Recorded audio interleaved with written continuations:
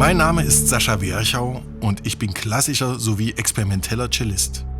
Was mich persönlich fasziniert, ist die Symbiose und die Verformung von klassischen und experimentellen Klängen. Den ersten Kontakt zu Geva Music hatte ich durch einen Freund vom Opernorchester in Leipzig.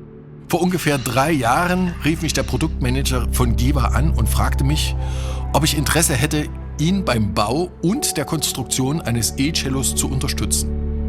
Geva Music ist im Bereich klassischer Streichinstrumente sehr bekannt.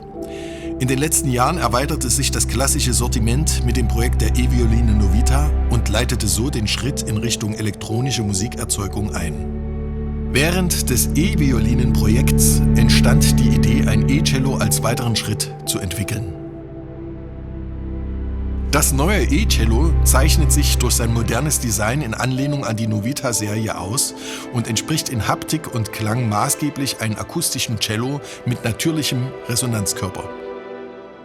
Bei der Konstruktion des E-Cellos diente mein akustisches Cello, ein Grand Bernardel von 1886, als Referenzinstrument.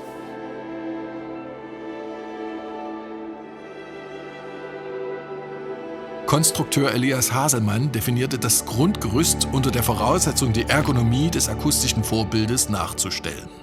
Korpus und Schnecke tragen das moderne minimalistische Design der Novita-Serie. Um das Gewicht zu reduzieren, fiel die Wahl auf Carbon, da das Material sehr leicht und stabil ist. Ich selbst testete die ersten Prototypen hinsichtlich Ergonomie. Nur ein perfekt ausbalanciertes Instrument vermittelt ein professionelles Spielgefühl. Das Design des E-Cellos ist eine futuristisch moderne Hommage an das akustisch klassische Cello. Die Entwicklung des Tonabnehmersystems entstand in Zusammenarbeit mit dem Chefentwickler Dennis Pelz. Dennis betreute und regelte die technischen Einstellungen. Ich übernahm den spielerisch-musikalischen Part. Im Geva Music Studio wurden die ersten Tonaufnahmen für das akustische Cello gemacht. Es wurde eine 4-oktavige Tonleiter auf dem klassischen Cello eingespielt, womit wir das gesamte Klangspektrum abbilden konnten. Gestartet wurde mit einer linearen Einstellung. Immer wieder wurde die gleiche Tonfolge auf beiden Instrumenten gespielt. Bei der Gegenüberstellung des E-Cellos mit dem akustischen Cello gab es beachtliche klangliche Unterschiede.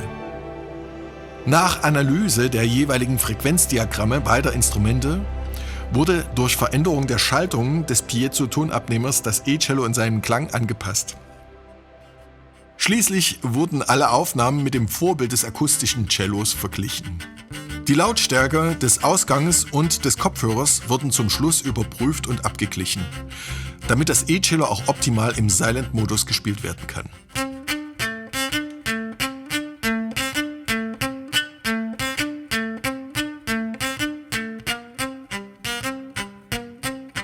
Das Silent Practicing ist für mich der absolute Zugewinn beim Geva E-Cello.